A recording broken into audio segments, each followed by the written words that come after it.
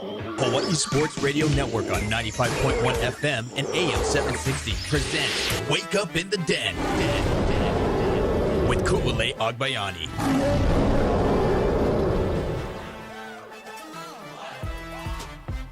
Good morning, beautiful people. It's Wake Up in the Den. I'm Ku'ule Agbayani alongside Paul Brecht on the Hawaii Sports Radio Network, 95.1 FM, AM 760, and hawaiisportsradio.com. Happy Aloha Monday. Hope you guys had a fabulous weekend. I know we did. A packed weekend of all kinds of sports that obviously we'll get into for the next couple of hours. But yeah, you guys, we are streaming live on YouTube as we do this and every single Monday, so you can chime in. Like Caesar has been chiming in like a 50 bajillion chats, messages in the live chat. Or you can text us anytime at 808-888-KGU1. Sorry, I finally got a chance to open up our chat. It's 808-888-5481. So thank you guys all for tuning in and viewing. Even if you're viewing on demand, we appreciate you guys for tuning in on the Hawaii Sports Radio Network. All right, getting into today, we'll get to flag football in just a little bit and get you everything you missed as Campbell. A shout out to the Sabers, the Lady Sabers, for winning the first ever HHSAA state championship in girls flag football. So, woo! OIA school, first ever in history.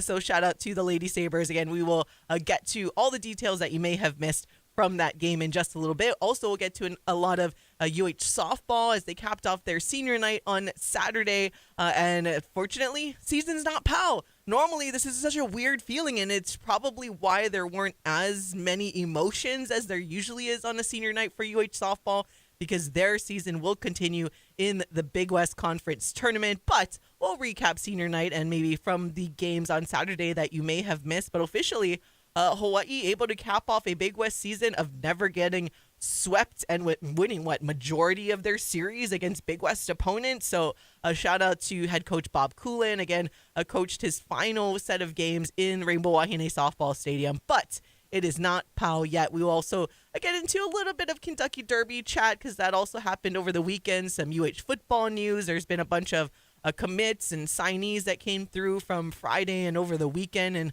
other roster movements that I realized we didn't even talk about on this show yet. So some UH football stuff. Yeah, so much stuff. Just because there is all other things going on, right?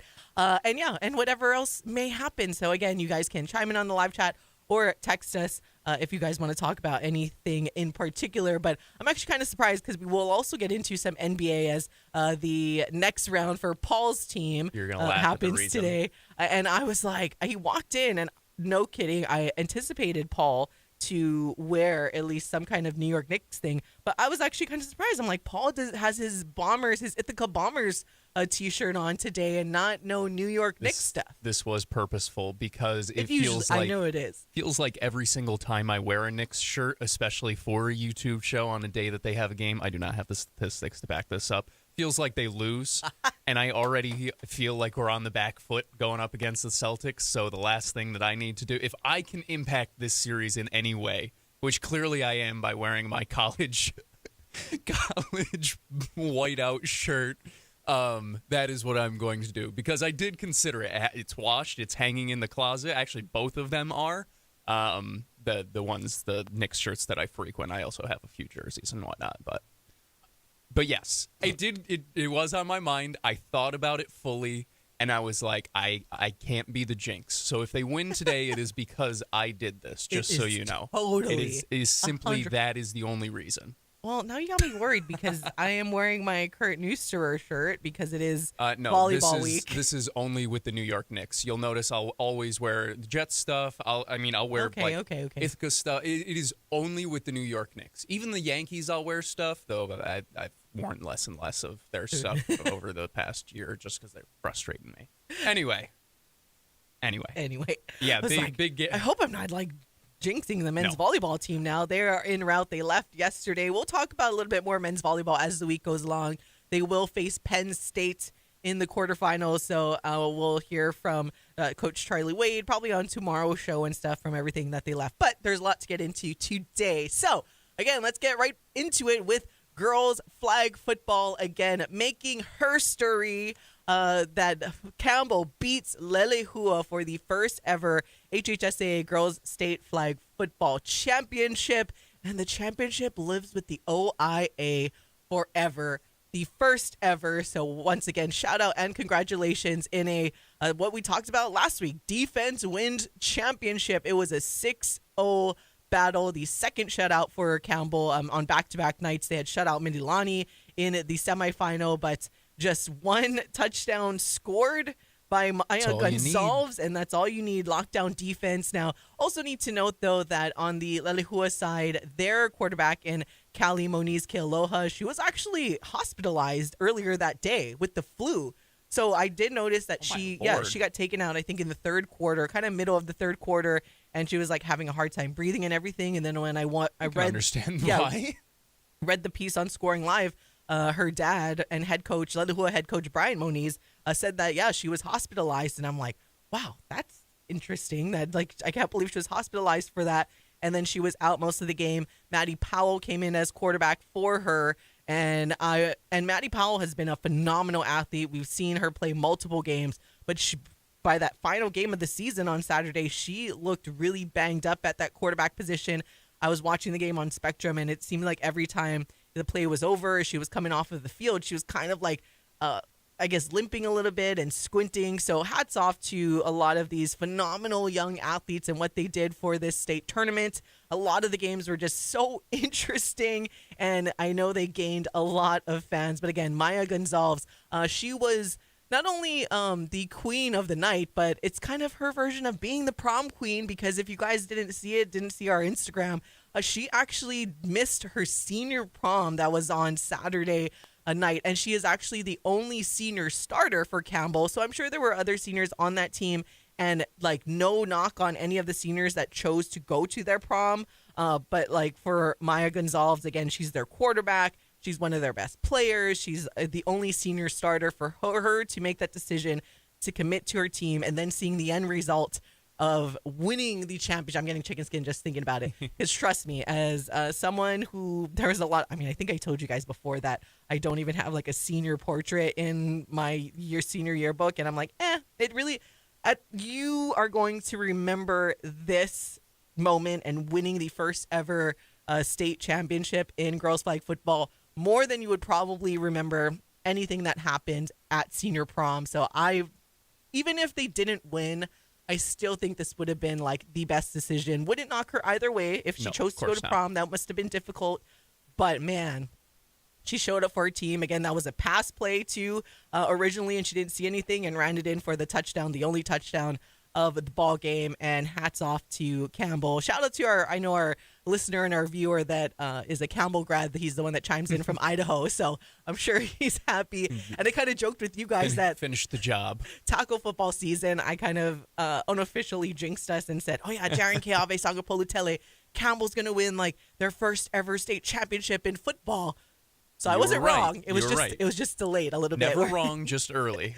Yeah, a little early. So I manifested it. It just went to the ladies instead. Never wrong, just early. Never wrong. It was super exciting to see. And to echo your point, I think it is absolutely a decision that is admirable by Gonzalez to give up her prom. And I'll say this as someone who enjoyed going to multiple proms. I went to 3 of them, I think.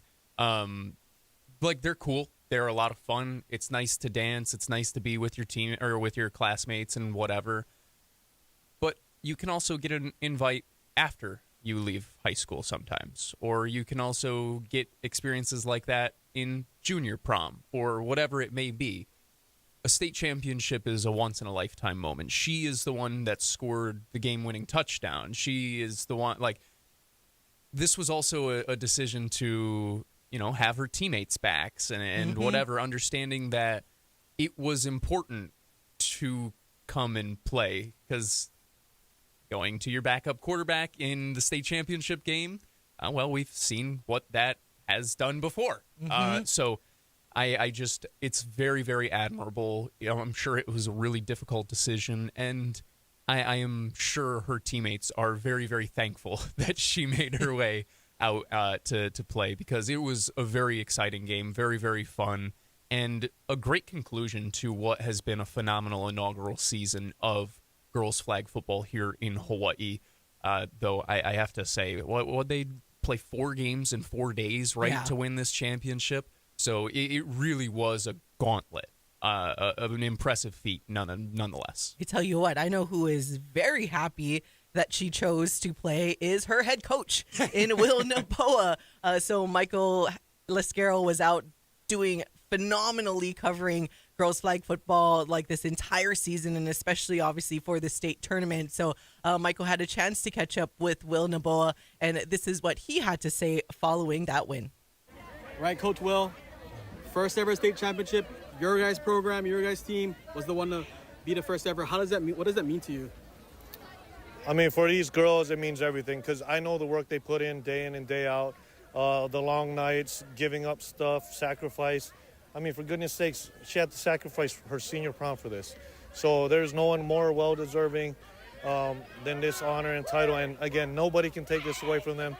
First ever state champs. You talked about Maya, senior prom. Let's talk about her first. Game's only touchdown. She said it was a pass play, but she just kind of took it off. Was that kind of part of the game plan, seeing as Punahou scored on Leilahu like that to start the game yesterday? Or is that more like she's just an athlete and she can go and get that done? So we anticipate some of that, because we understood we could catch them in some man situations. So when we were running some of the routes, I told her, if you're able to avoid the first blitzer that gets to you, just look up, because for some reason they wanted to play a little man here and there, and we wanted to take advantage of that. And then we talk about defense, right? You said it yesterday, you said it on the other day, defense wins championships.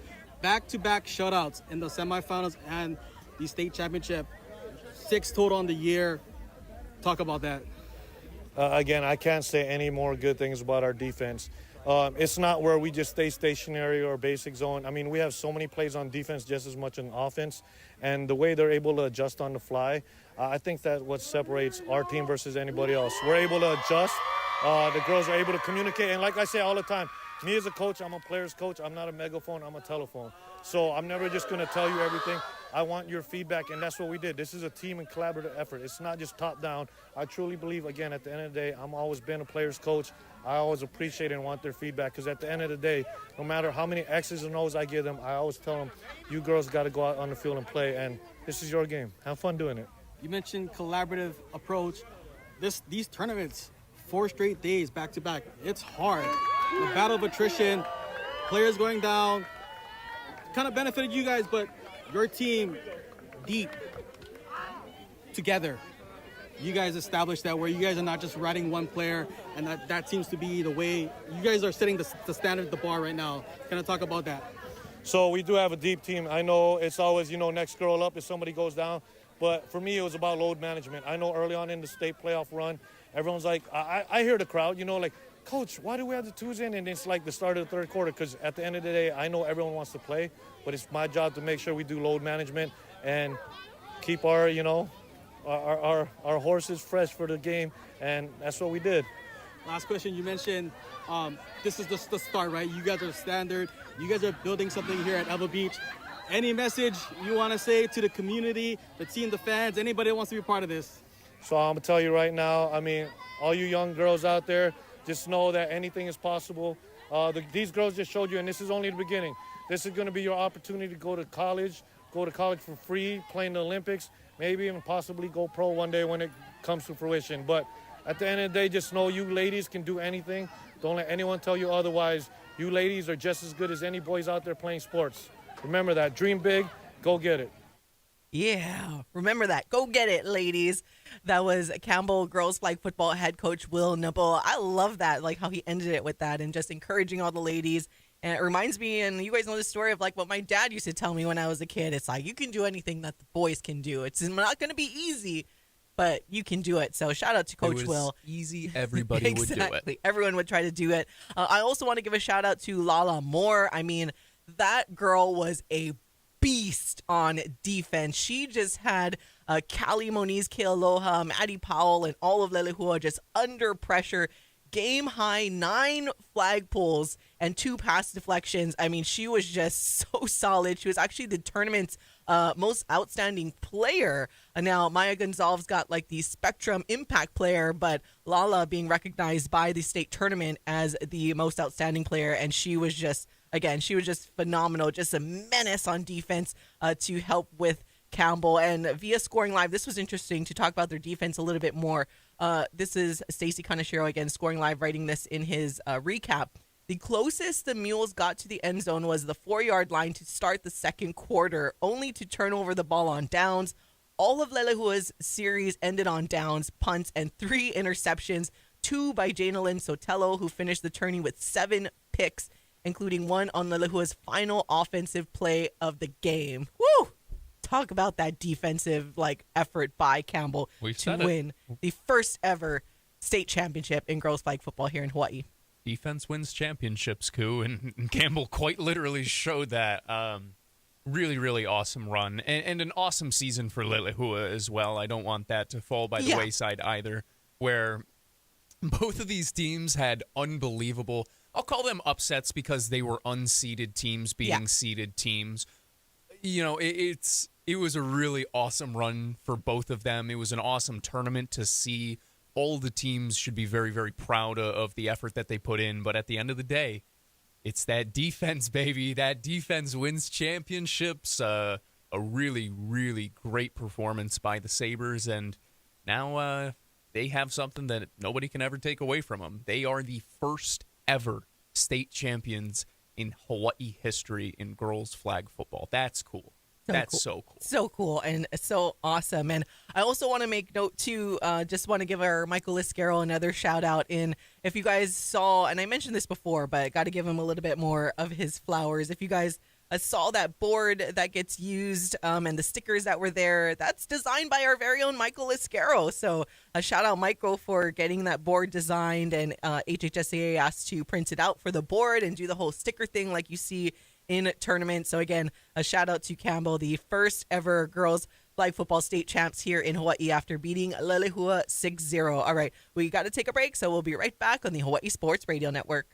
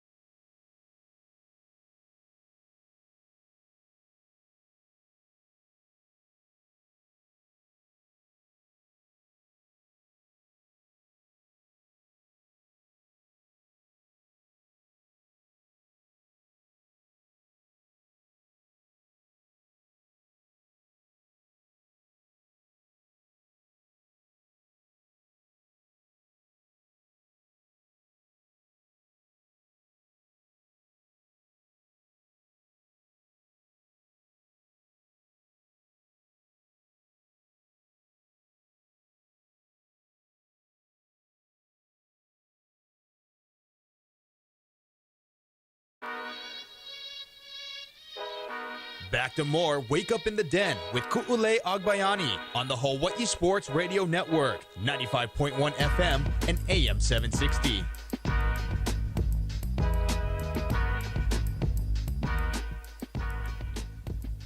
Welcome back to Wake Up in the Den. Ku'ulei Agbayani and Paul Brecht on the Hawaii Sports Radio Network and streaming live on our YouTube channel right now. And this and every single Monday so just go Hawaii Sports Radio. Look us up on YouTube. Be sure to like and subscribe. Thank you to everyone who has liked and subscribed and stuff by now. We're almost at 1,000. We are almost to Mr. Beast status. We're so close, Paul. We'll be there in no time.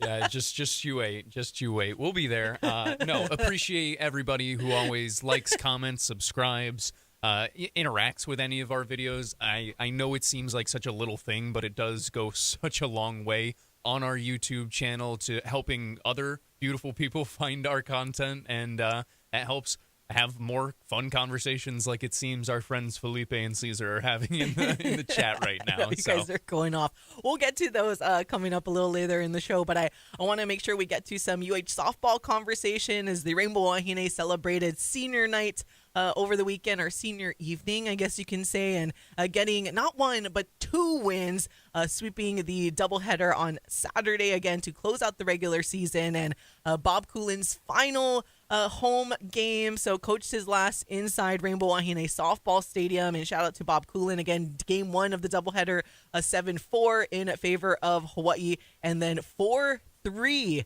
Whew, that was a close one in game 2. But then, nonetheless, of all people, Jamie McGahee is the one that sent that solo home run to lift Hawaii in the 5th. Say bomb. I'm like, it was a bomb. It was a bomb. It was one of those where it lands into the middle of the netting that it is out there. Not like, oh, it barely goes over the wall. It was like up there. Like there was no, it was off a bomb. the bat. I was like, because I was in the middle of a conversation. Shout out to Christian Shimabuku of Aloha Daily, or Aloha State Daily, I think it is now. He and I were chatting for basically the entire game, and mid-sentence I stopped when I heard the contact and just the flight of the ball. I was like, oh, wow, that ball is gone. And then it just kept going.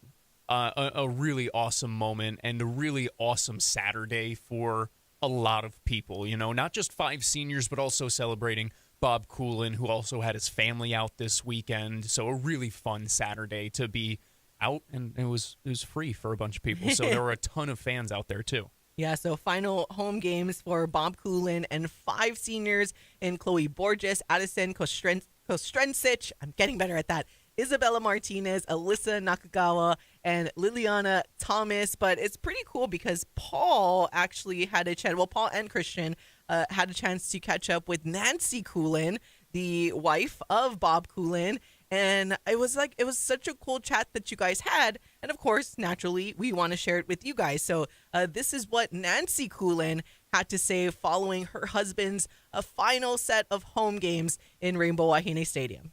Well, Nanci, what are the emotions right now? You know, after the last home game here, and yeah, what's going through your mind? Well, it's been a lot, as you can imagine, but all good stuff. Like, I mean, we're so blessed and so grateful for everything the state has given us, all the people of Hawaii, and just, this is amazing. So it's just, as you can see, I'm very emotional because it's been our life for so many years. But it's all good, and we're super happy for the next chapter. So all good stuff, yeah.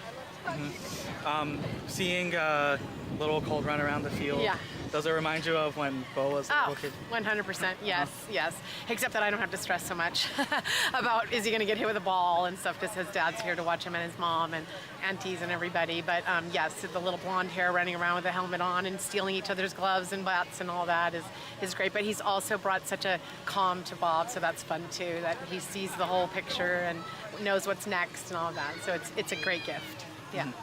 Yeah. Bob was saying, you know, you were kind of the backbone to him and your family and the program, because he was so dedicated to coaching, but you were there by his side the whole time. So yeah. What has it meant for you to be a part of this for the last 30 it's just like I years? keep saying, it's just a gift. Mm-hmm. Being in the sports world, it's a journey. People don't understand sometimes the behind the scenes of what goes on, the practice, the hard work, no other career gets measured in wins and losses. And so, you know, the fans and stuff always have an opinion, and that can be really challenging, and to try to keep a positive attitude and understand that this is the entertainment industry, and it is a great entertainment game. And, you know, we've done our best to be a really high integrity and good people, and try to just give back to the state of Hawaii for giving our family so much. So, yeah. Just one question from me. How have you know, he's talked a lot about how this next step, you won't let him call it retiring, it's evolving. Yeah, we got that from Carissa Moore. Yeah. How much have you seen him evolve over the time, the time you've known him, these 30 years? Yeah, 100%. As a coach and just as a person. Yeah. That's kind of easy. He was really uptight, and every single thing bothered him. And he does have a very high bar, and I think he gets a lot out of players because of that. So he has high expectations, and they need to learn the game and understand what this gift is, and to try to always give back and those kinds of things. And so he started his career, really uptight, and every tiny little thing. He used to argue with the umpires every single play, and then now towards the end, he's just kind of like, not throwing his hands in the air, but like understanding what's really important. And I think just the family and Colt and the kids have given him perspective as well. So I think that word, understanding like this isn't the whole world, even though it feels like it at times. So, and again, we're just so grateful for the gift that the state of Hawaii has given us. So the chance, the opportunities, and even just watching these girls and becoming doctors and lawyers and veterinarians and everything is just great contributors to society. I always tell him that's what you should be measuring your success on. Yeah. Lastly from me, what are some of the spots you're going to travel to? Oh, well, we don't really have a bucket list, but we have been a lot of places in Europe, but we still have some more. We've RV'd 5 times with the family, so we do probably have that in the future too. In the near future, it's like Belgium and Norway, Scotland, Amsterdam, and then of course the kids in between that and family. Yeah, so we have a lot to look forward to. We're very blessed. And that was Nanci Coolen, the wife of Bob Coolen, who is retiring at the end of this season. And the season isn't done yet. They are in the Big West Conference Championships this weekend. Their first game is actually Wednesday. So put that on your calendar. The first game. It's already there. Don't worry. Yeah. They play Long Beach State. So Hawaii gets the 5 seed and plays the 4 seed Long Beach State. That's going to be at 1 o'clock. Oh, is this at Pacific? I'm assuming this is Pacific time. I'm looking at the Big West website, but it doesn't indicate that it's Pacific time. But we will get you the correct time when it comes around, just in case. And then 10 a.m. Hawaii 10 a.m. time. Okay, 10 a.m. Hawaii time, 1 p.m. Pacific time, in case anybody's out there in California. And should they win, they would move on to play Cal State Fullerton, the 1 seed. So, fortunately for Hawaii, though, they have experience with beating every team in the conference. Again, not getting swept at all by any of the conference opponents this season.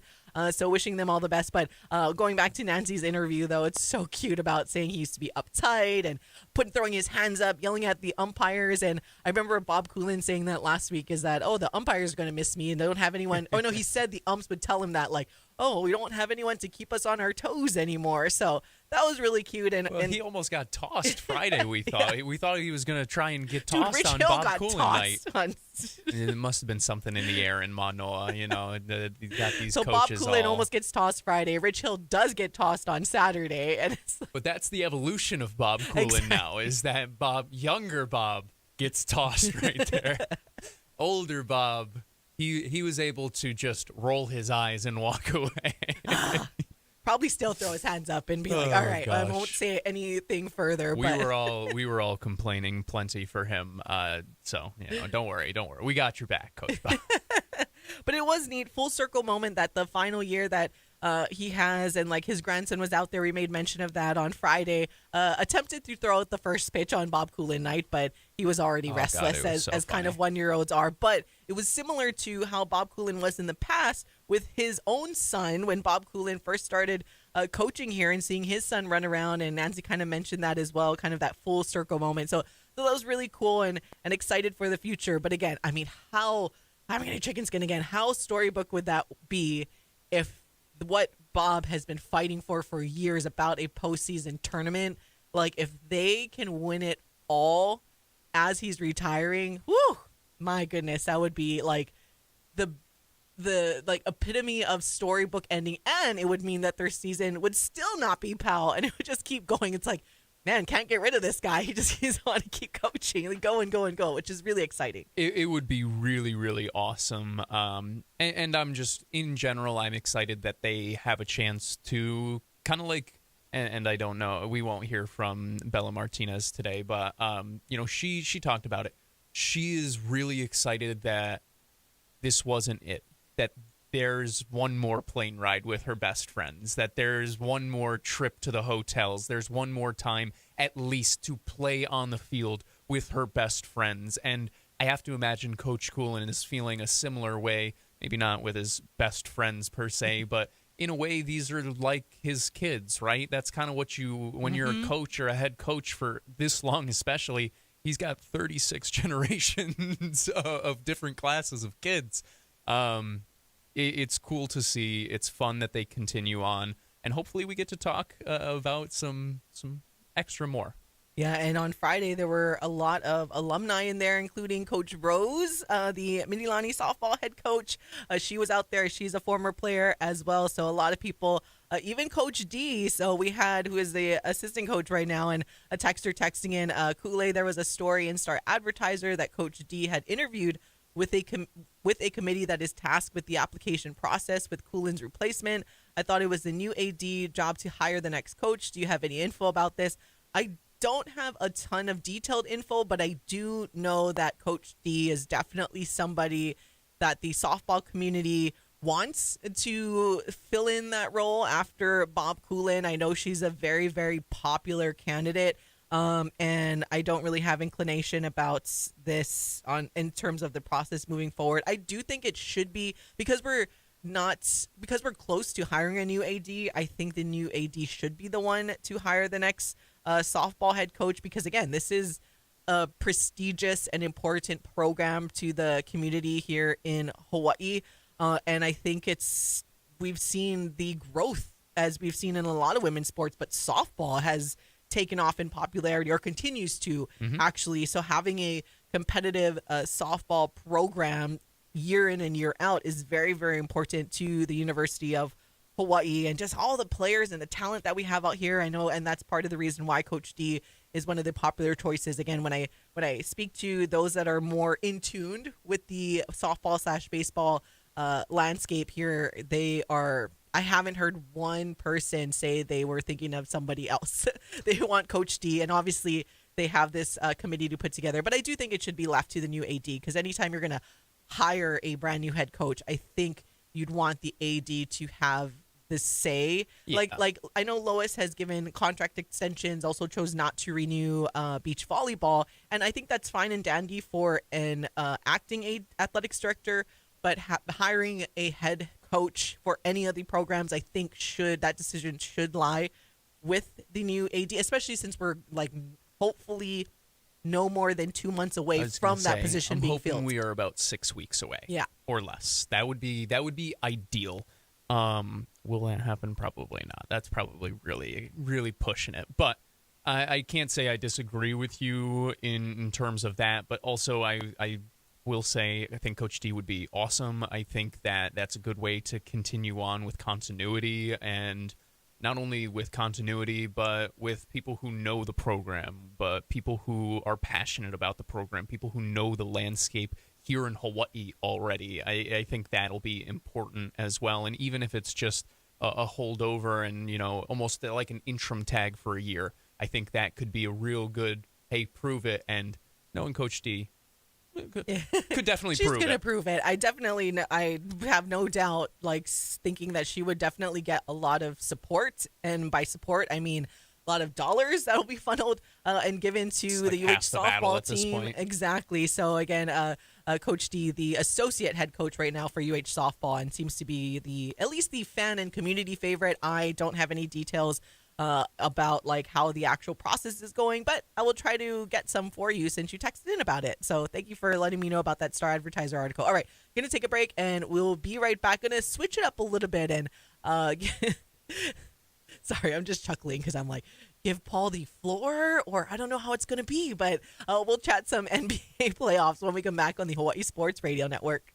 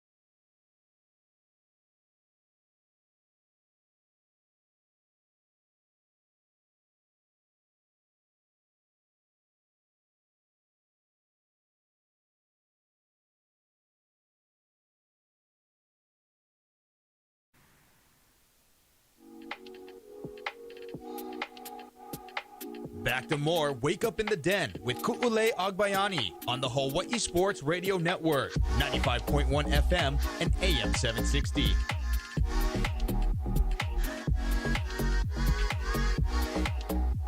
Welcome back to all of you, the beautifulest of all the beautiful people. It's Wake Up in the Den.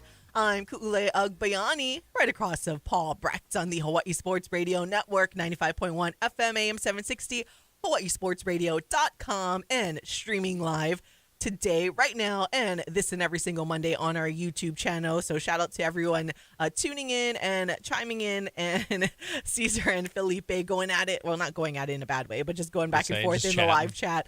Shout out to you guys. We have one less viewer, I know, because my mom is on the cruise. So, you know, I don't think she's tuning in. She didn't buy the Wi-Fi package? Right? I don't know. She's choosing to hang out with the other family instead of watch us on YouTube. My goodness. Right? Who she Mom! Thinks come on.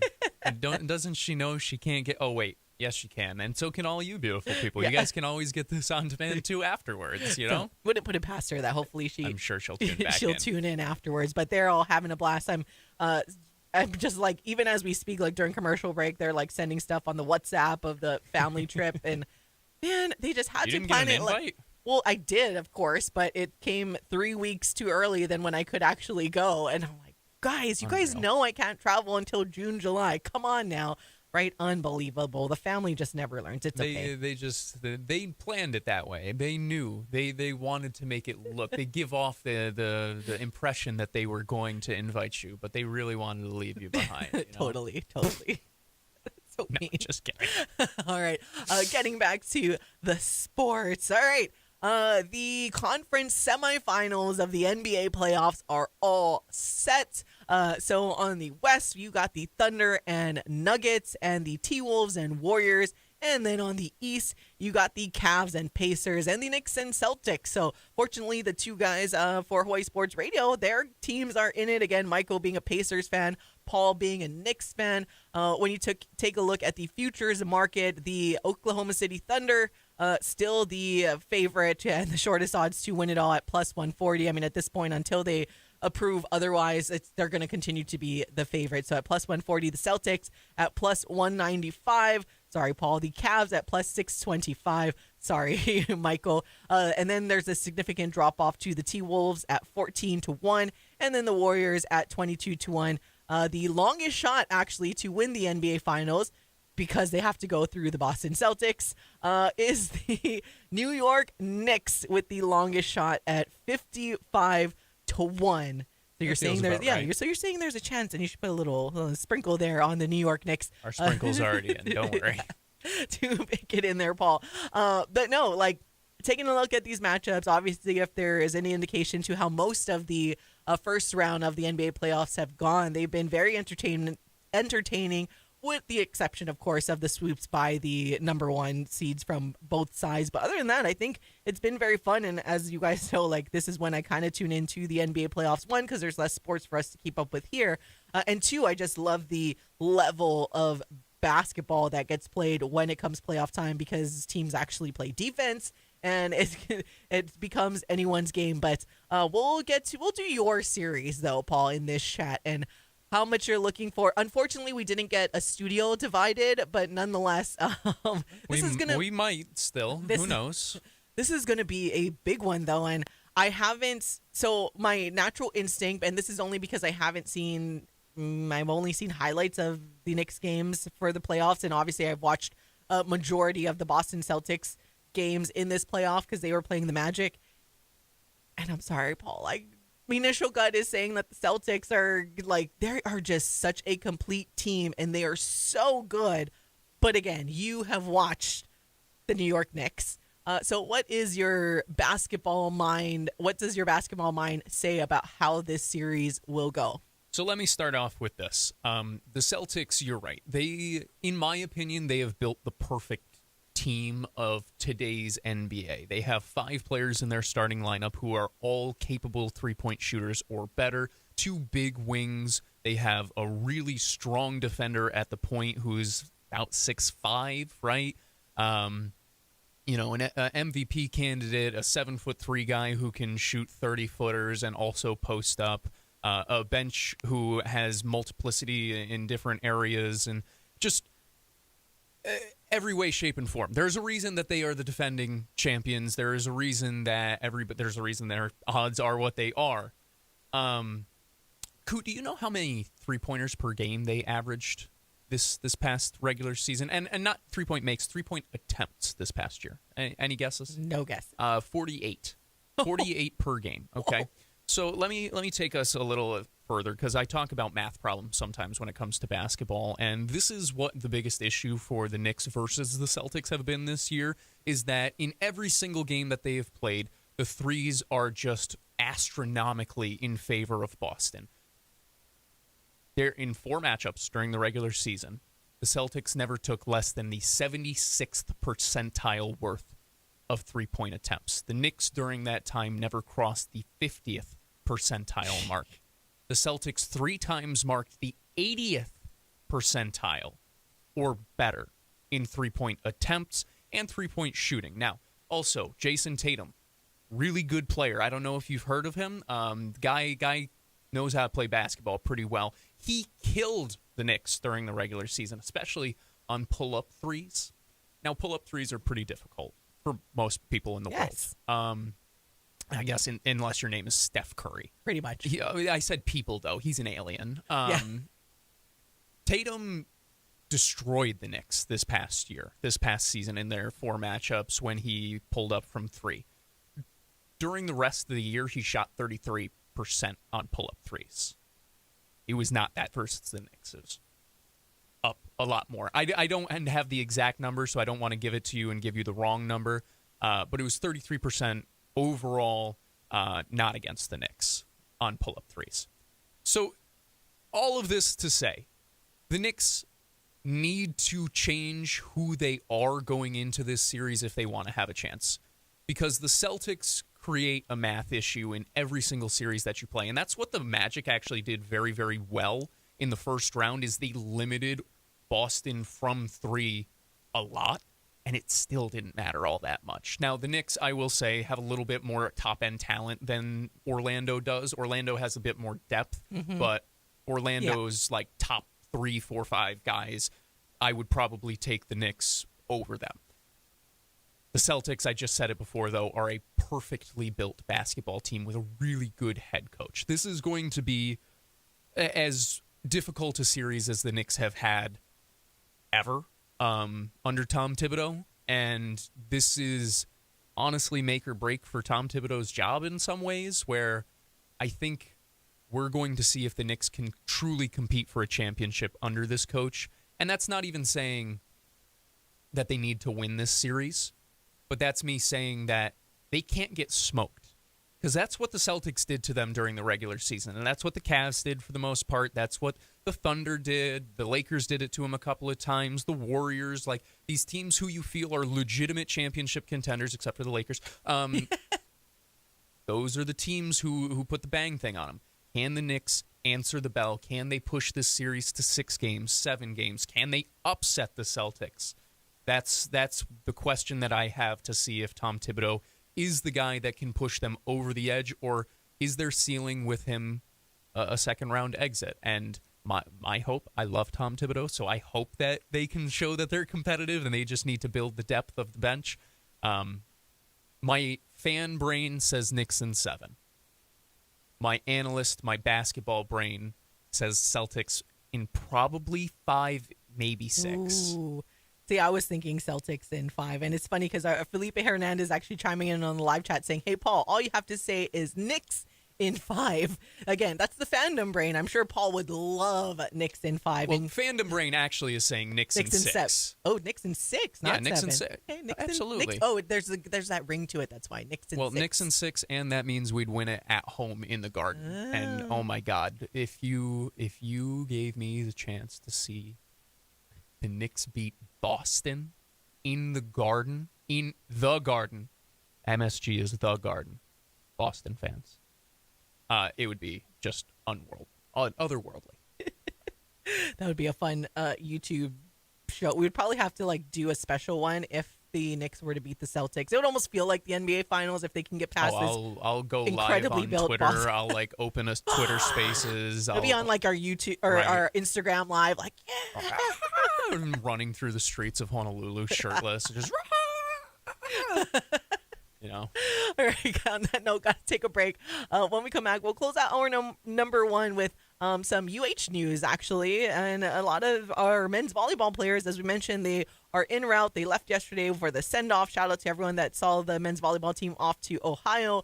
But also, no surprise, getting some AVCA awards. So we'll tell you about that when we come back on the Hawaii Sports Radio Network.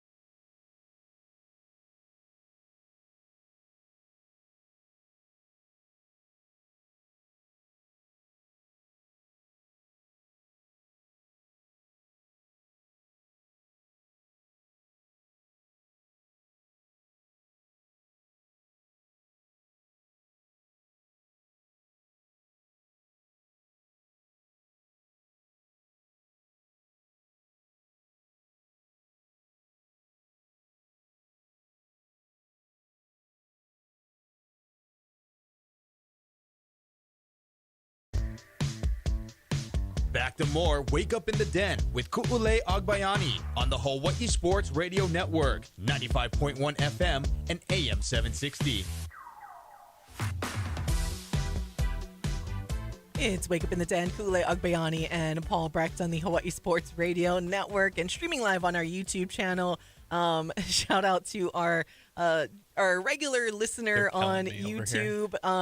Because I mentioned earlier that my family and my mom we have one last YouTube viewer because my mom is on vacation with our whole Cachola family. And they said, I'll start another YouTube session for you guys on another device to make up for Mama Agbayani. So shout out Chris. Again, Saber Pride Chris for starting another YouTube session, giving us that one more view. I love it. Again, you guys can text us or chime in on the YouTube chat at 808-888-KG1. That's 808-888 5481. Another texter. One thing they said, they always like to text in this about maybe Musk can find out why Lassner fired Angeles.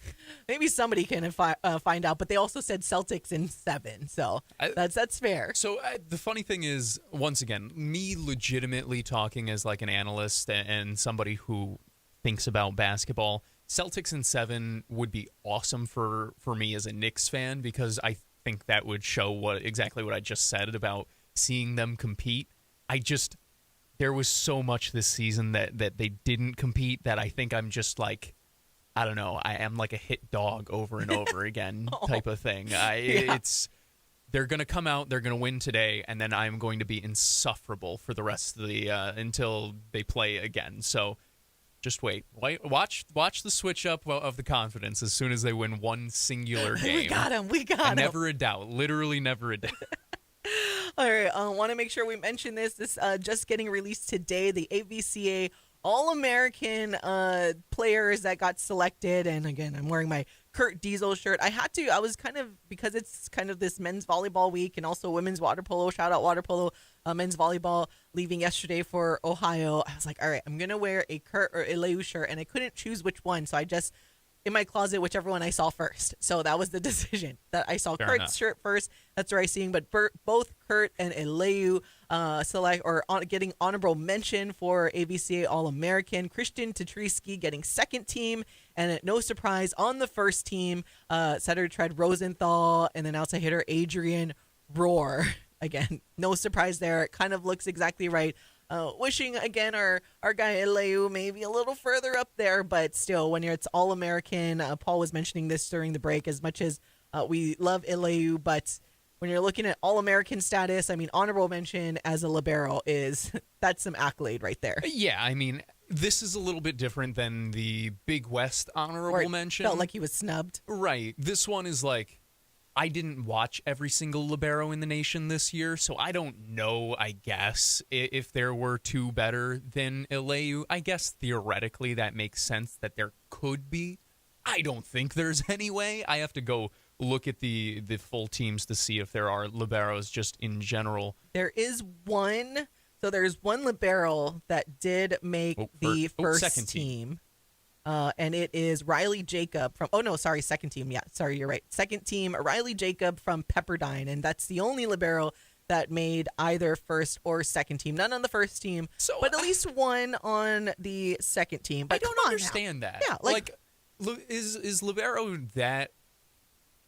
it feels like such an important position to me. And once again, I am not somebody who grew up playing volleyball. I am somebody who has continued to grow their love for the sport. So I'm still learning, but is it not important enough to deserve a spot on just like the first team? Like, you know how there's probably a certain amount of spots available for each? Because I used to be a part of some coaching committees and whatnot who voted on things like this, where, you know, like, I have a general idea of how it works. You're telling me that, you know, it's almost like in soccer if they just left off a first team goalkeeper. It's like, well, I know that they're different from everybody else, but they are just as important.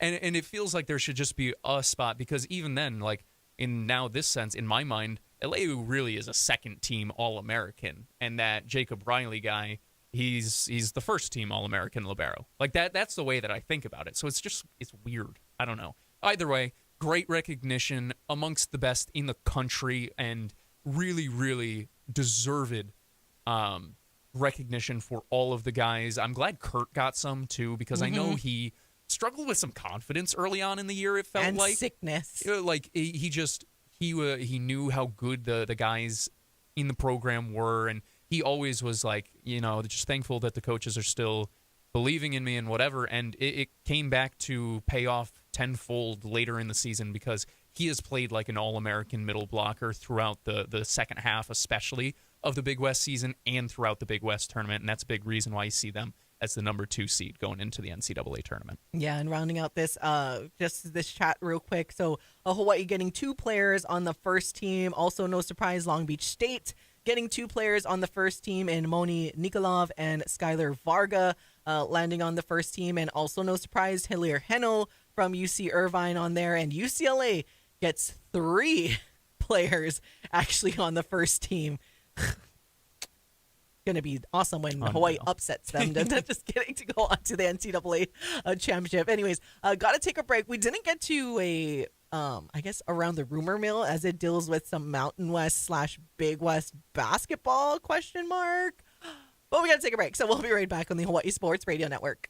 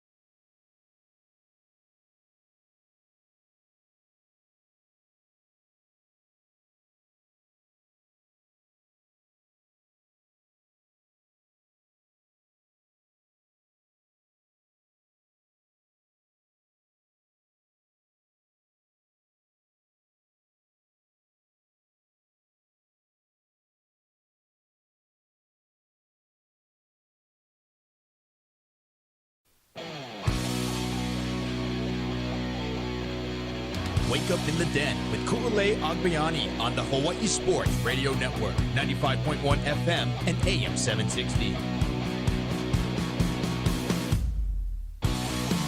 Welcome back to Wake Up in the Den, hour number 2. I'm Ku'ulei Agbayani alongside Paul Brecht on the Hawaii Sports Radio Network, 95.1 FM, AM 760, and hawaiisportsradio.com. Thank you guys for tuning in either live on the radio or online or on our YouTube channel, as we are streaming live right now, and we do every single Monday. So again, thank you to all guys. If you haven't already, make sure you like and subscribe so we can get that up there. And thank you to people like Chris who have our YouTube on 2 devices, so we get a little bit of extra views there. That's so funny. Making up for my mom, Miss Nolani Agbayani, that is on vacation with the Kachola Ohana. So we didn't have one of our regulars. Doesn't she know this is her job? Exactly. Your job is to watch Mom. Our job is to talk. Come on, Mom. No kidding. Hope they're enjoying their vacation, They of course. are. And okay, so I'll actually share some photos with you guys a little later on the YouTube. So, because they've sent me a bunch, making me have a little bit of a FOMO right now. As we are almost towards the end of the official, or the end of the sports season here, but still very much in it and got a lot to get to. All right, so we were talking a little bit about men's volleyball to end the first hour and the AVCA awards that went out. But also, we were hearing things, and we were talking about some basketball, hearing some weird things in the rumor mill. Again, the rumor mill only, with all of the amount of time that Paul and I spend on social media and everything like that. Kind of an interesting, and you guys know I've been trying to keep you guys all updated with all of the details as much as possible as I can with some conference realignment stuff. And the Pac-12 and the Mountain West obviously have done things to maybe get basketball only, so non-football schools in there. We know the Pac-12 has Gonzaga, potentially maybe St. Mary's. The Mountain West, UC Davis is going to enter with non-football, but then there are chances that they will go and make the adjustments and investments into their football program at UC Davis to potentially come up to the FBS level. But one interesting thing on the rumor mill is that the one team that I thought we were going to escape, again, long shot, rumor mill only, this is not breaking news at all, but it is a kind of a fun topic for us to talk about. Background rumblings. Yeah, background rumblings, that's a good way to put it, is that UC Irvine is on a short list, or potentially on a short list, to join the Mountain West Conference. Again, they're a non-football school, but has proven to be a consistently competitive men's basketball program, especially, and the women have been competitive as well. And the other sports there, they've invested, they're competitive in a lot of the sports that they compete in the Big West. But man, we cannot escape Russell Turner, Paul. Again, this is so long shot, but it's just kind of a fun, interesting thing to throw in there. Should it actually come, and if it comes to fruition, you heard it here first. That's true. Hey, could you imagine if UC Irvine, again, now we couldn't escape Davis. Davis is coming over, and now UC Irvine, it was like, hey, wait, we don't want to be left out. We want to come too, because Davis is a consistently competitive basketball school as well, especially on the women's side for Davis. And then now get UC Irvine. I also, funny enough, my thought also immediately went to, I wonder if that also has to do a little bit with baseball. Because the baseball, we talked about. Good point. Rich Hill saying that he was confident that the program could compete for championships each year in the Mountain West. UC Irvine comes over too. That adds another contender to baseball. But simply speaking, only basketball, it would be a good addition. And I, like you said, rumor mill only, background rumblings, nothing eminent, but nonetheless, interesting to hear that they would be on the short list, and it's a good school. I know that's like sacrilegious to say, but like it's a good school to try and add to, or good programs, I guess, to try and add to the Mountain West. And like you said, we can't escape Russell Turner. I think it'd be good, especially considering the amount of quality programs that are leaving to go to the Pac-12 during this whole realignment thing, speaking in terms of basketball, where it helps reload the depth of the conference. And at the end of the day, moving into the Mountain West is a step up no matter what. So for Hawaii speaking. So we're going to have to be able to compete with those teams as it is. UC Irvine always is going to be good, always was going to be good. So, I mean, almost won the NIT this year. Right. So at the end of the day, it's just you're going to have to compete with who's in the conference. I would enjoy it because I think it would elevate the conference for basketball. And also, I'll just say this. I like the rivalry. I love this rivalry against UC Irvine, regardless of sport, but especially in basketball, because there's some nastiness to it, but it's always like a cordial nastiness. You know, it's these two programs hate each other, but it's never too far. You know, I love it. It's awesome. I would love if they came over along with, like I said, just to continue elevating the Mountain West, even if it's just the depth of the conference rather than the top end of it. And I was going to say, except for the Miles Che action with the going too far. Well, hey, listen. And the punch Ryan Rapp. They would love to, I'm sure, see Miles Che, right? How many years left of eligibility does he have? Would they come over? That's the crazy thing, right? Like where they could see each other again as Mountain West foes instead? I don't know. It's fun. It's fun to talk about stuff like this because all in theory, I mean, it sounds awesome, but then obviously there are so many other things that need to be figured out. In the meantime, is the non-football thing an issue, or is it just trying to build up basketball, baseball, etc., whatever? But yeah, keep an eye on it because it certainly would be interesting. That's what I'll say. And at least they saw what Hawaii was able to do and still keep some of their Olympic sports in the Big West. Yes. Obviously, if you're the Big West, you would still want to hold on to UC Irvine as a men's volleyball program, especially because they're always competing up there along with Hawaii. And as we know, Hawaii is staying in the Big West for men's volleyball and water polo and all of the other sports that's not sponsored in the Mountain West. All right, I want to get into some quick University of Hawaii football talk. Just some quick updates for there were like a bunch of like signees and transfer portal commitments that came in through the weekend. Let's see. So going down just this quick list of some of the JUCO/transfer portal commits. You have a couple of corners coming in Samaj James out of Troy, Zion Allen out of Southern Utah. You got a defensive lineman, Yosefa Letuli out of BYU. And we've always been talking about just having to make these moves to shore up both the offense and defensive line for Hawaii, needing to get as much depth as possible. But Letuli, 6'5", 255 pounds. And an went to, athlete. Yeah, it says that originally his hometown is California, but went to Kaimuki in case he does kind of sound familiar to all of the high school, high school football watchers. Also got a commitment from a wide receiver in Max Ware out of Arizona State. Can never have enough weapons for quarterback Micah Alihado. And also got I know a lot of people saw this and there were a couple of stories on him, but 2025 verbal commitment from the high schooler that is Brayton Correa, whose dad used to play for the University of Hawaii out of Bishop Gorman. So another Bishop Gorman kid coming over here and to keep the kind of pipeline going for the University of Hawaii football program. But was it Samaj James? I was like, is this Jet? Is his middle name? I think so. Yeah, I think his nickname is Jet or something along those lines. And that alone is all I needed to hear. Yes, Samaj Jet James from Troy, which I'm a big believer in star power through name. It's a stupid metric, but it is so funny to be like, this guy is going to be good because he has a cool name. It's why I have the all-name team that we reference all year throughout both high school and collegiate sports. He'll be a lot of fun. Max Ware, the wide receiver from Arizona State, I'm excited about that one. Like you said, can never have enough weapons for Micah Alihado going into this year. They continue adding on to the trenches, both offensive and defensive line. That'll be important because, man, oh man, did we see how the depth was used last year because of both injuries, because of guys developing.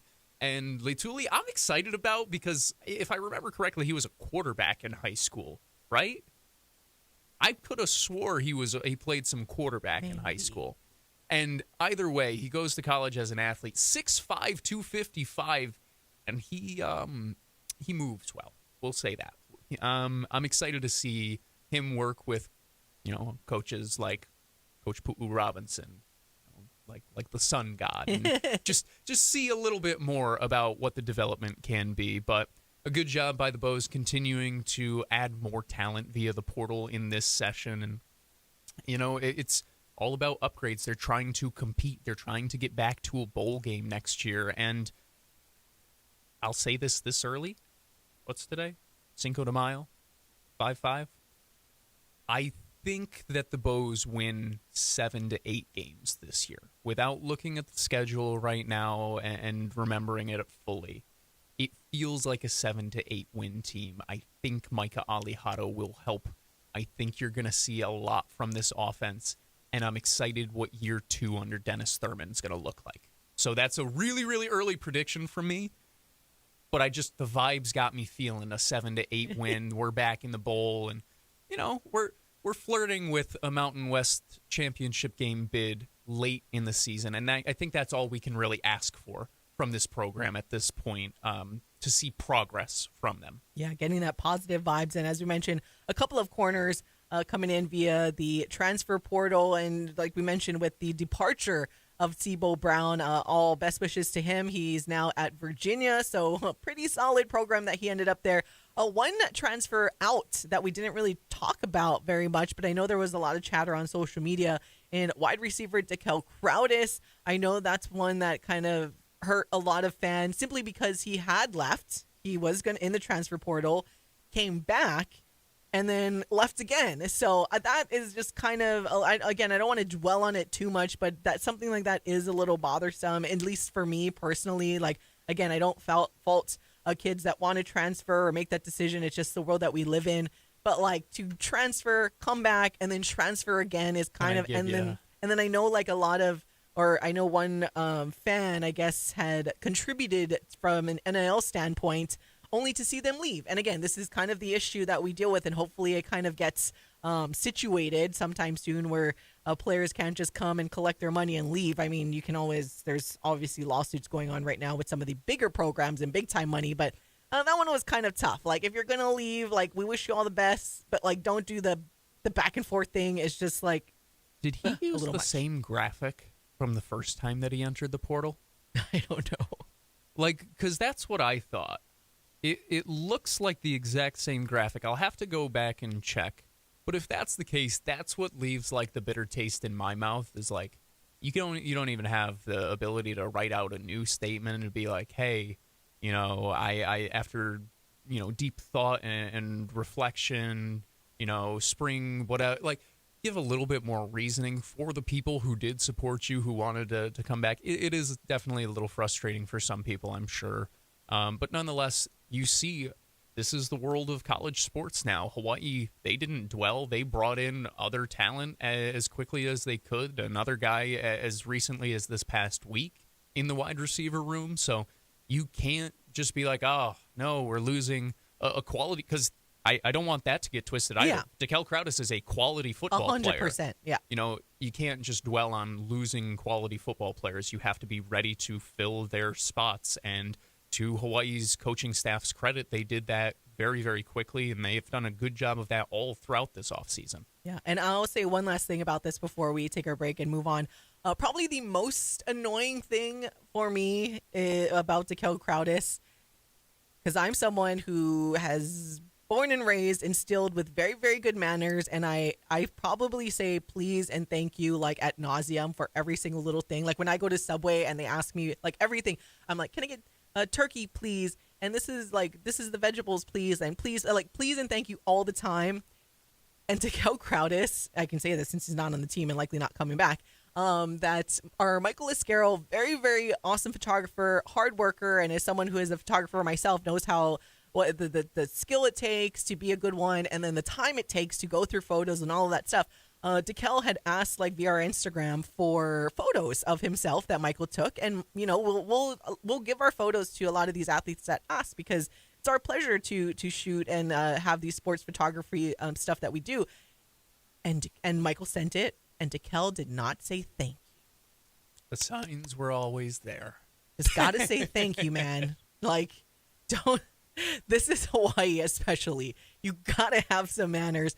Please and thank you go a long way. Again, it's like, hey, just say thank you. Just be appreciative, right? Like, that's all it takes. Just a little bit of thank you. Anyways, on that note, kids, please always remember to say your please and thank yous very, very much. Just like we thank you guys for tuning in all the time. But we've got to take a break. We'll be right back we'll get back into some flag football in case you guys missed it in the first hour. And actually hear from Campbell quarterback Maya Gonzalez, who she missed her senior prom on Saturday night in order to play for the Campbell Sabers in win the first ever Hawaii state championship in girls flag football. So we'll be right back on the Hawaii Sports Radio Network.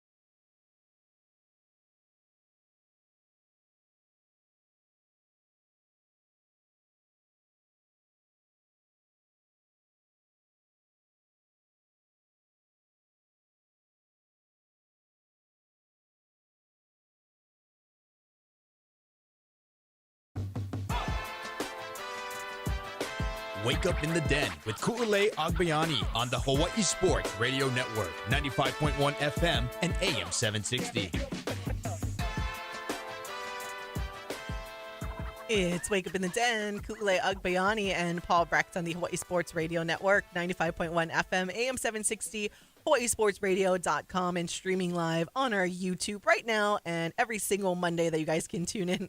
We were talking about please and thank you before we went to our break, and our Caesar, who is active in our live chat on YouTube. Please and thank you is also very important here in Louisiana too, Ku. Yes, definitely in the South. I know a lot of manners, but it should be important everywhere. Again, if you reach out to someone on Instagram and they give you a photo that they work so hard to do, kids, just make sure you at least say thank you, because again, it's also it just doesn't cost you anything yeah, to say that's thank what I mean. you It's or like, please. just say please and thank you. I don't know. Whatever. Anyways, moving on to some girls flag football. We kind of went through the full game recap in hour number 1, so you guys can watch or listen on demand at wherever you get your podcast a little later on this morning. But Campbell beating Lelehua 6-0 to win the first ever HHSAA Girls State Flag Football Championship.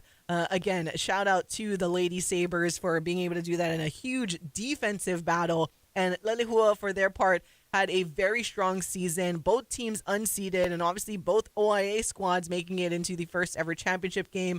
Making note that their quarterback in Cali, Moniz Kealoha, was struggling with the flu so much that she did go to the hospital earlier that day, but was able to play. Maddie These Powell ladies came are in. so tough, man. I know. Maddie Powell was banged up. But Campbell, and one of the only, in fact, not one of the only score in the game came by Maya Gonzalez, the quarterback / linebacker for Campbell. A 33-yard touchdown run was supposed to be a pass play, but also she just ran forward and scored the only touchdown. PAT, no good. And then from then on, and that was in the first quarter, and from then on, it was just shutdown defense, able to not allow Lelehua to get in the end zone at all. But also for Maya, in case you guys missed us chatting about this earlier, she was the queen of the night in the sense that she didn't go to her prom. So Campbell Senior Prom was that night on Saturday, and Maya is the only starting senior for the Sabres, and she actually chose her team instead. And hey, in hindsight, and I said this earlier, I'm like, you know what, even if the Campbell Sabres did not win and Lelehua walked away, I still would hope and believe that there would still be no regrets for missing prom, because to be part of history, again, I believe that it would be more memorable doing this than going to your prom, which prom was cool. And like Paul said, you could always maybe go to another prom. I'm sure she went to junior prom and whatnot, but Jaron Keave Songapulotele came back, even though he's already at college, technically. So. Oh, yeah, that is true. He was posting photos of his senior prom. So you never know. But Maya, again, just being able to be that type of teammate. Again, that's not a knock on some of the other players that were likely seniors on the Campbell team that chose to go to their prom, because it's a hard decision either way. But Maya being the only senior starter, I'm sure that weighed heavily on her heart. But as we mentioned, Michael Liscaro was out covering girls flag football the entire week, did an awesome job, and you guys could see it on our social media and hopefully at HawaiiSportsRadio.com. But they got a chance to catch up with Maya Gonzalez following that game, and this is what she had to say. All right, Maya, congratulations on this win. First ever state championship in girls flag football. How does it feel? It feels amazing to be a part of history and winning states for the first year ever for girls flag football. You missed out on senior prom tonight, but would you rather have it any other way, or is this more important than prom, you think? This is very much more important, and I don't regret the decision I made at all. Knowing I came this far, I wasn't going to bail it on my girls, and we all made each other proud. You scored the game's only touchdown. What did you see on that play? Was that kind of the design, or you just kind of did your thing and that's what you saw? It was a passing play, but when I went through my reads and seen that everything was covered, I checked the pukas and I took it home. And that was the only score of the game. Your defense shut it down the rest of the way. Semifinals and championship, zeros on the board. Talk about the defense. My defense, we trust each other so much. Everybody does their job. Nobody tries to do more than what they need to. We trust each other with our areas. We lock down when we have to, and we play ball. What do you want to say to the community for all the support? Thank you guys. As you can see, there's a lot of people here that came to support us, our families and friends, and I feel that we made them very proud. Congrats. Thank you.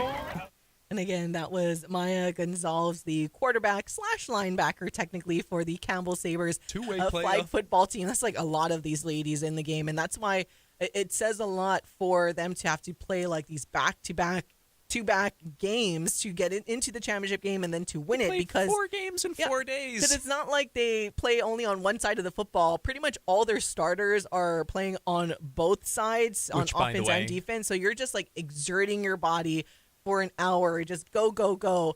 Similar to like when we think about water polo, right? It's a short game, but if you're literally playing every single snap, like nonstop, it gets tiring and taxing on your body. And there you go, like with Callie Moniz Kealoha, right? Having to, like, she had a really, really bad flu. And as I mentioned, Maddie Powell for Lelehua, you could tell she was banged up when you watched the broadcast on Spectrum OC16.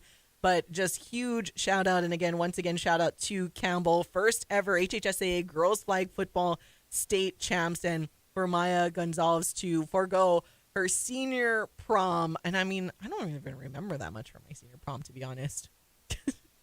I was going to make a joke. Yours was more recent, so I hope you kind of remember your senior prom. Well, I'll be honest. I could, if I thought about it. I actually remember my other proms a little bit more, I think. Like, I remember my sophomore prom because I went, my sophomore prom. I went to prom as a sophomore because, I was a cool guy in high school, but whoa! I did too. Okay, I went to senior prom as a sophomore, which was really cool. Whoa. I actually probably enjoyed that senior prom more than I enjoyed my senior prom. That's the thing. It's like I think you enjoy it more when you're younger because you're like, ooh, this is cool. By the time I was a senior, I was like, oh, this is just another formal dance. Like, and realistically speaking, we had done school dances before. And I don't know, we had to pay what, $50, $100 for prom ticket, something like that. and then yeah. it's like the food's decent, but like it's not like you're eating at a Gordon Ramsay restaurant type of thing. And like there are ways to pick apart prom if you want to. There's no way to pick apart a state championship. Yeah, especially a state championship win. No way to do it. But nonetheless, I hope that she really does feel as awesome as she should, because she should. Yeah. I mean, what an incredible achievement. And also, prom, whatever. Also, so Maya Gonzalez, the unofficial prom queen of the night for the Campbell Sabers, leading them to the first. Oh my gosh! Like, if she was prom queen, if they were like, "Yo, you're still the prom queen." I never got close to being prom queen, so. Oh, I do remember our prom court. Shout out to Lucas and Macy. It's my folks. I'm actually surprised, like going back to thinking about when I went to senior prom as a sophomore, I'm actually surprised my dad had let me go. So that was like a big thing, that he actually allowed me to go to senior prom when I was a sophomore. I got asked to Kapolei junior prom, I think, when I was a freshman, and my dad didn't let me go to that. So he's said, like, absolutely no, not. You are not going to prom yet. And then, so sophomore year, I got asked to Mindilani senior prom. Shout out Brandon. He was like my classmate in my graphics class and a basketball player there. And I was surprised that my dad actually let me go. And I think like he might have talked to him beforehand just to make sure, like, all right, this kid seems cool. And I remember he passes the smell test. and he passed the initial test too, because he did get out of his car and knock on the door, right, good like start. Shook my dad's hand, brought Great. the flowers, so How we was took the pictures handshake? and That's everything. the question. Because if the handshake was flimsy, I feel like I would He's a basketball player, so I would have I'm to assuming it was okay. immediately, like I would immediately have to revoke my permission if it's like some flimsy handshake. It's one of the I biggest don't think things. that part mattered, because he wasn't like a boyfriend or anything, so No. he was really a friend. So the fact that he came to the door No. and like all of this stuff, and it's like, I was like, hey, he passed the test, and he was obviously a complete gentleman. We went as friends, and I had like the best time. Actually, all of my proms, even my junior and senior proms, I went with like friends. I think my senior prom, I went with like I went with he was a year older than us, but he was like friends with all of us. He was he was like the head of the drum line at Mililani. Oh, that's fun. Shout out Corey. It was so fun. Like, I always went with just friends to proms to make it fun. So that way it's not kind of like weird. Or, I don't know. I had so much fun. I had a girlfriend all throughout high school, so I You didn't had really- a date. Yeah, I didn't really have to worry about that much. I just had to worry about a different way to ask each year. Also, though, it's so funny to think about, because what your experience is actually, I think, what's normal. My experience was not necessarily like a senior prom. Like, our school was so small that you always had the juniors and the seniors go. So it's just like those two classes, because I've said it before. I graduated with 62 other kids. The class above me was a little bit bigger at like, I think 70 kids. Class below me a little bit bigger at like 73 kids. In general, this is smaller than the majority of other graduating classes basically everywhere else. So that's why I'm sitting here. I'm like, oh, senior prom, I guess maybe that would have been a little bit different, because to me, it's just prom is prom is prom is prom. Yeah. So I was like, Yeah. Oh, Caesar's chiming in. Caesar said he never went to any of his school proms or dances ever. More of a house party guy back honestly, then. Hey, fair. nothing wrong with being the house party guy or girl. That's kind of me now. Once you hit like after your mid-30s, you're like, it's all about the house parties these days. I really didn't. But this is something, like, I'm not really a big like clubbing person, or I don't love going out to like the bars and whatnot. So even like prom. Oh gosh, you're so good. I was never really like it's loud. I like being in control of the environment. So I'm also like, even all throughout college, I threw the parties at my place because I was in control of when people had to leave. I could go to sleep in my bed when I wanted to, type of thing. Prom, that type of stuff, it was all loud. Maybe that's why I was always like, that's so funny. We're so different. I was a total partier. Like, I love to party. And it probably only, that's why when I hit mid-30s and I kind of was like, all right, I still like to party, don't get me wrong. But definitely 20s, early 20s, I was like always out at Pipeline Cafe. For those that remember, now it's a UFC gym. But I love to party. I think it's just like yeah, that's just my personality. I'm always wanting to go out, but You and your crazy it's twin. it's so opposite now, and me and my girlfriends joke about it all the time because we're such homebodies now, and I'm sure it's like all millennials. I see all the videos that are just like all the millennials like, this is how it was 10 years ago, and like when we used to wear these super high heels to try to go to the club, and it's like, what was I thinking? Because that was me. And yeah, now no, like sweatpants and flats, and that's all it is. Anyways, that's enough of story time for now. We're gonna take a break. We'll be back on the Hawaii Sports Radio Network.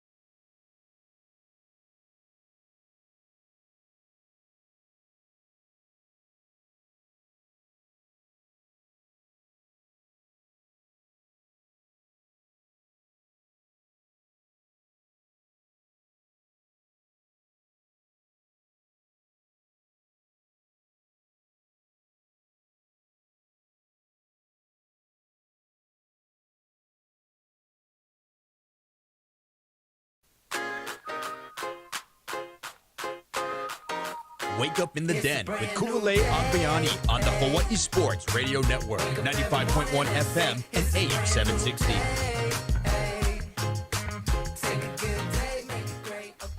Welcome back to all of you, the beautifulest of all the beautiful people. It's Wake Up in the Den.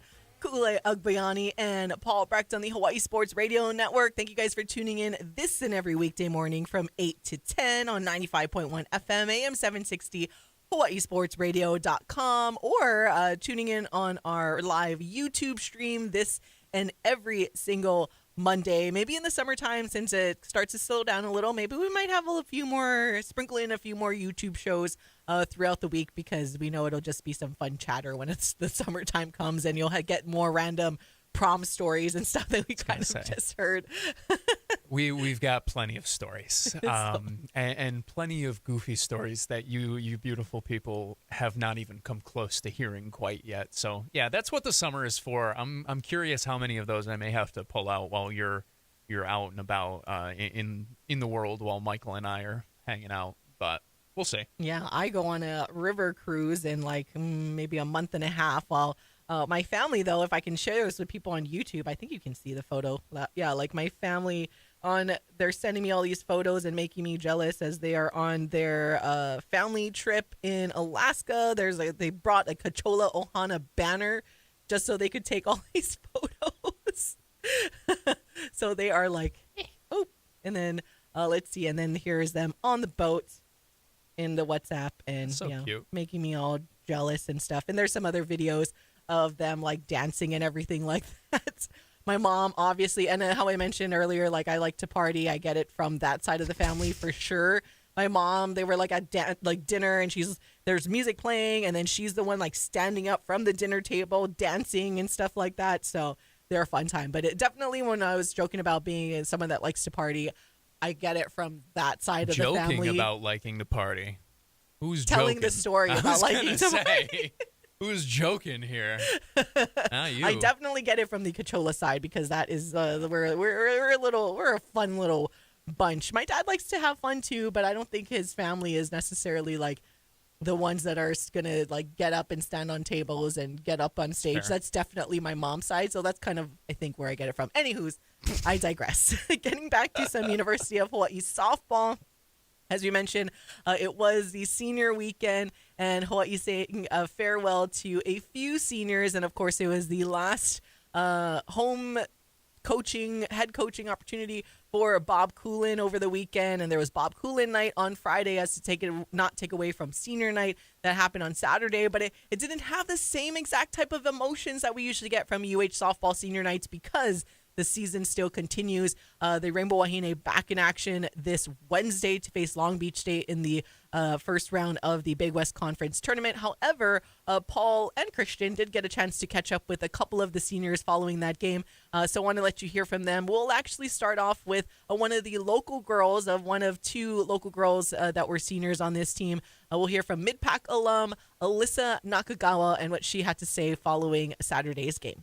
Here after the doubleheader sweep over UC San Diego with Alyssa Nakagawa. Alyssa, could you just talk a little bit about what it means to be able to play here in your home state for the home program and what it's meant to be a Rainbow Wahine? Yeah, I used to be one of those little girls I used to watch in the stands, so being able to come and see my friends and family and all the love and support all the time, it's meant everything to me, and it's always been a dream of mine to come and play here, so the fact that I did it and can show other little girls that you can do it too, like that means a lot.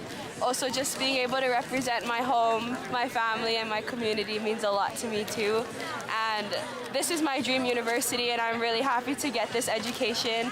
And thank you to the coaches for allowing me to play here and to help me pay for my education. So it's just everything to me, and it's one of my biggest life accomplishments. Talk to me a little bit about the emotions, seeing all the people to come out and being able to have that support throughout your college career. Yeah, it's everything to me. I mean, these people show up for me every single day, not just for softball, but for school and for life. And just knowing that they love me this much, it makes my heart so warm. And like, it just means everything to me, having the support system. There's nothing like it. And last question for you, how exciting is it that you guys aren't done after this one? There's still the tournament, you guys are still fighting to go on and still have a little bit more time to be together. Yeah, it's super fun. I'm really looking forward to graduating, but also playing my first ever postseason tournament. So that's really fun to be a part of the first ever team to go to postseason because we haven't been there in a while. So the fact that it's kind of even the playing field is really exciting, and just not giving up yet and not hanging up the cleats yet is really fun. Awesome. And that was UH softball senior shortstop / third baseman, and of course Mid-Pac alum Alyssa Nakagawa with our Paul Brecht following Saturday's game. Now here's senior pitcher Addison Kostrencic. Done with senior night now. You guys swept the doubleheader of, I'm sure, an emotional day. Kind of talk about the emotions that went into today and controlling them so that you guys could come out with 2 victories. Yeah, after last night, I said that's my last loss of the season. Let's go ahead and do it. We knew that all the emotion would be here today and that we have the talent to take over this team. So we just kind of came out strong. We knew that we could hit, and we just trusted that. And then kind of looking ahead to the tournament, how exciting is it that you guys, you guys won 2 games today. It's always nice to end the season on that, but this isn't the end. You guys do have more to go. How exciting is that for you? Yeah, the tournament is an awesome opportunity, especially for a team like ours that can just take a game from anyone here and there. You know, we haven't got swept a series all year, so we're just super excited to be able to go and show what we have in the first ever tournament, and we're in a great position with that. Like, we didn't just make it, we're high up and we're ready to go. You've talked a little bit about getting your love for softball back here during your time. Could you just talk a little bit more about that and what your time with the University of Hawaii softball program has meant to you? Yeah, I was days away from completely walking away from softball, and I'm so grateful that this opportunity came up, and I really fell back in love with the sport. I mean, if I tell my teammates all the time, if I'm not having fun, I'm not doing well, and I'm so grateful for for UH and the opportunity that I got here is something that I never knew I could do on the field, and yeah. And then last question from me. Talk a little bit about getting a couple of wins to close out Coach Bob's career here in Manoa. Yeah, he talked a little bit last night about how it was sad to have a loss on his night, but we knew that we were better than that, and we knew that we really wanted to win today and that we had every chance. So it's a great way to close out his career, our careers. You know, this field is really special, and I think we all knew that. Seems like you have a lot of family coming Yes. in. What does it mean for you to be able to pitch in front of them and have them come here and see you pitch out here? It means everything. I mean, I'm so grateful that so many of them got to come out. We talked about it a little bit earlier in the season. Everyone was on board, and it was so exciting for me. I have been anticipating this day, and I'm so grateful for all of them. Yeah, and what was your senior night experience like for you? Seeing some of your teammates go through it, but for you to experience it today, what was today like for you? It was amazing. I can't be more grateful. Everyone asked me why I didn't cry. This is a happy moment for me, nothing else. So I'm so happy to be here, so happy to be a part of this team and this program, and it's a great way to go out. And that was UH softball senior pitcher Adi Kostrencic. And before that, you heard from shortstop/third baseman Alyssa Nakagawa and what they had to say following their senior night. And a little later on this afternoon, you guys can watch more of the other interviews and everything on our YouTube channel. We'll have that up for you, including and just some of the senior walks that we still have to post on our Instagram. But we do already have some photos and Paul's recap of the Saturday games at hawaiisportsradio.com. But yeah, kudos to Addie, of course, trying to, or found her love for softball again. That's always the key when it comes to college. I mean, I've done the same thing, fell out of love with sports in general. I actually kind of mentioned that to you guys, Paul, where it's kind of cool for me. I get to almost relive these senior nights all the time because I never had a senior night for sports. So in high school, I told you guys before, I was just going through a time in my senior year in high school. So I didn't actually, I stopped playing soccer, and then I didn't go out for basketball that year either. So never had a senior night. And then for soccer at Chaminade, it just wasn't as big yet. So it was we had our final game, but we didn't do the full senior festivities after our last home game when I was at Chaminade. Luckily, they do it now, but it wasn't a thing back then. I mean, it was only the third year of soccer, and sports was still relatively new, or caring about sports at Chaminade. So I didn't have any type of senior night when it came to sports, which was I'm oh, but I get to relive it all the time now. So that was pretty cool. And with Alyssa, I liked how she talked about thank you to UH for helping to pay for school, because that's always huge, right? Able it's to so important. graduate potentially. I mean, I don't know her full financial status for college, but being able to either graduate debt-free and no student loans, or very, very minimal, is huge. And that's why I always encourage kids, if you can get a scholarship at a low D2, D3, but get your education paid for, it's totally worth it. And if you get to play versus going out for D1, maybe now everyone's on scholarship pretty soon, so I guess it kind of changes a little bit. But being able to play and get those scholarships from D2, it kind of goes a long way. I also want to give a shout out to Alyssa Nakagawa's family, who continuously gave out entire packs of Nutter Butters to basically anyone who wanted to take a picture with her or interview her after the game. I don't know why. I would love to find out more. Maybe I'll do that. Maybe I'll reach out to her and find out the significance of it. But that was awesome, because I did this because it's part of my job. I wanted to know her feelings from the night and yada, yada, yada. And I got some Nutter Butters out of it. So that was super dope. Also, I had this super cute little picture or this little note card that said pretty much, thank you for being part of my journey, with a picture of her playing, youth league softball all the way up to her picture from this year. And that was really cute. It was really, really cool.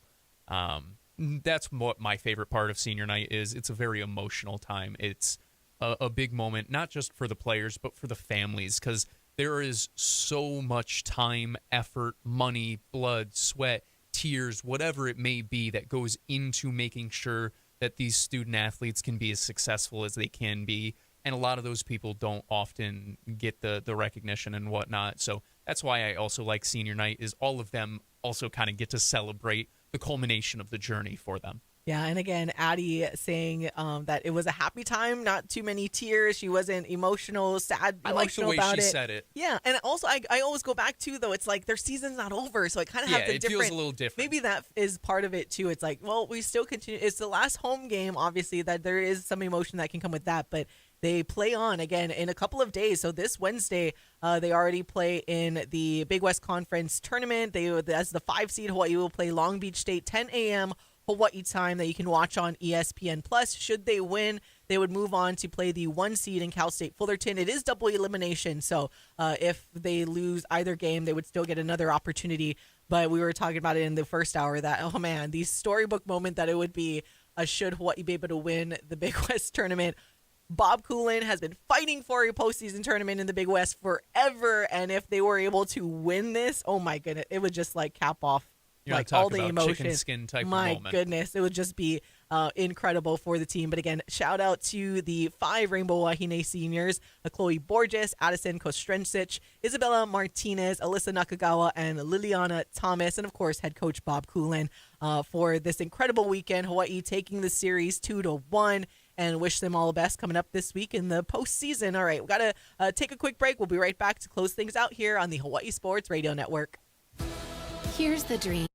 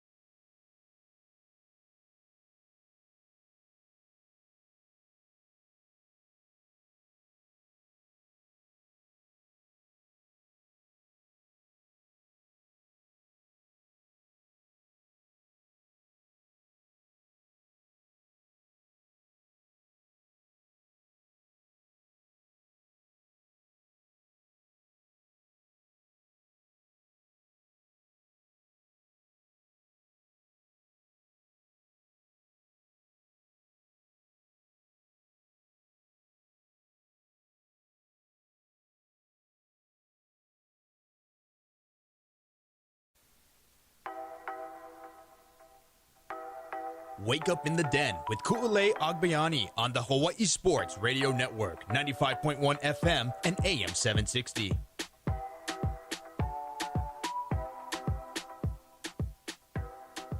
Closing it out here on this Aloha Monday, Ku'ulei Agbayani and Paul Brecht on the Hawaii Sports Radio Network, 95.1 FM, AM 760, and HawaiiSportsRadio.com. Thank you guys again for tuning in and sticking with us either on terrestrial radio, streaming online, or of course watching on our YouTube channel as we stream live every single Monday. So, and especially Caesar and Felipe that are very active in our live chat. Here we go. Caesar's fiance. Oh yeah, Caesar. Let's see. Caesar fiance says hi to y'all, Ku and Paul, and we're both watching your show right now. She was an ice hockey, what does it say? Ice hockey defensewoman. Oh, from middle school till junior college. It means she was good if she played in college. She wants to bring ice hockey here in Hawaii. We only have roller hockey here on Maui, but I'd be cool if that ice skating, Ice Palace in Salt Lake expanded here on Maui. Forgot what it was called. So for hockey fans, though, I got to circle back with our friend Arash, because something that we were working on to potentially happen for all of our hockey fans, actually. Did you guys know that the only states in the United States of America that the Stanley Cup has not been to is Hawaii. So I know it's not that much of a surprise, but at the same time, when you think about it, we are the only state that the actual Stanley Cup, the one that is like has its own seat in the airplane, has not been out here to Hawaii. So something that we were thinking about maybe like trying to work on is efforting getting the Stanley Cup here. Obviously, the playoffs are going on right now, so we might have to wait till next season. Can't do that now. It's going to start to make the rounds with wherever. By the way, there was like an exciting game yesterday. I think like with Winnipeg, it was crazy. Anyways, but Stanley Cup, that would be cool to make happen. I thought we were going to get it done earlier in the year, or maybe ending last year, but obviously someone's going to win the Stanley Cup pretty soon, so we'll have to wait until that's all done. We were talking about Bob Coolen and the storybook ending. Someone texting the storybook of as all of your guys' fandom. Shout out to everybody for all their support of Craig Angelis. That what if both things happened in the storybook with Coolen winning the Big West Championship and and Craig Angelis gets rehired, which would be another storybook. Yeah, both. Give me both. If both happen, even more chicken skin to go around for both things happening. Our friend Casey Smurthwaite in the chat also giving us a fun little Harry Potter joke. How did Harry Potter get down the mountain? Walking. JK, rolling. And it's funny. So I love it. I love it. And my wife's also a big Harry Potter fan, so I'm going to use that one on her later. So everyone coming in. See, I thought, and Caesar, yeah, like we said, if it's a storybook moment to get both Bob Coolen winning and the team winning the Big West Conference Tournament championship, and then, hey, Craig Angelis right after being rehired, and to all of the softball community that I know are big fans of Coach D. Coach D takes over. There's the storybook the right momentum there. that we had back before the disaster that was Lassner. I mean, feel pretty good. Feel pretty good to go into the summer with. Hey, maybe the Bows, the baseball team gets hot too. Maybe I'm getting too greedy now if I'm asking for Craig back along with these things. But hey, listen, why not? Why not? But also maybe if none of that happens, can the Knicks at least win today? That's the last thing that I'll be like, well, if I had to sacrifice all of that, then maybe it would be for the Knicks to win the NBA Finals. To win the Finals, I would sacrifice the Bows and the softball teams winning the Big West, probably. It's what my heart's set on. What about Craig?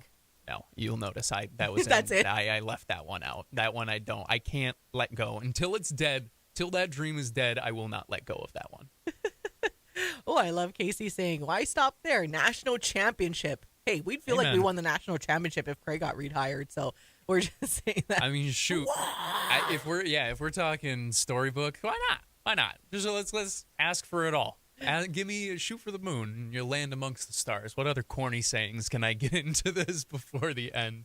Also, Felipe, no Lord Stanley in Hawaii. Maui visit? Yeah, I mean, that was kind of the unofficial plan. Again, we were kind of working with certain people to potentially make that happen. And it would be cool if it could island hop and come on over to Maui. But just getting the Stanley Cup out here and kind of doing almost like an around the island tour, at the very least on Oahu.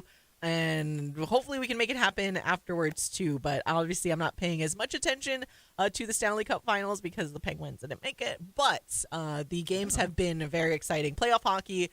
I mean, well, hockey is always exciting, even regular season, but playoff hockey, just like playoff NBA, is like next level, and it's so exciting to watch every single game. Me, fair weather fan, I'm pretty sure my Rangers just hired your Penguins coach, right? Mike Sullivan? Yeah. Because you guys not fired him, let him go, whatever it was. I don't know. Yeah, I'm pretty sure the Rangers just hired him because all my friends who actually know hockey were very excited about that. So I was like, yeah, sounds good. Yeah. Even though the Penguins, it's not all Mike Sullivan's fault because the Penguins are just old and breaking down at this point. I mean, Sidney Crosby, again, is my age, but old in terms play forever. Especially hockey, dude. Oh my God, what a sport that's he has like brutal. A bajillion concussions and everything. So we'll see how the rest of the Stanley Cup playoffs go. So definitely get into some of that as it goes deeper in the rounds. But final thoughts, Paul. But are the Knicks going to upset today, or is it going to be a Celtics game? So you know what's funny is I sit here and I talk so much about how little confidence I have and blah blah blah blah blah blah blah blah blah all this that and the other thing, and yet I still can't shake this feeling, Koo. that the Knicks are going to go into Boston and win today. Whoa. They'll probably lose 3 straight after that. But, man, would it be the most Knicks thing ever to give me just a little sliver of hope. Ooh, what about Thunder Nuggets? That's the other game today.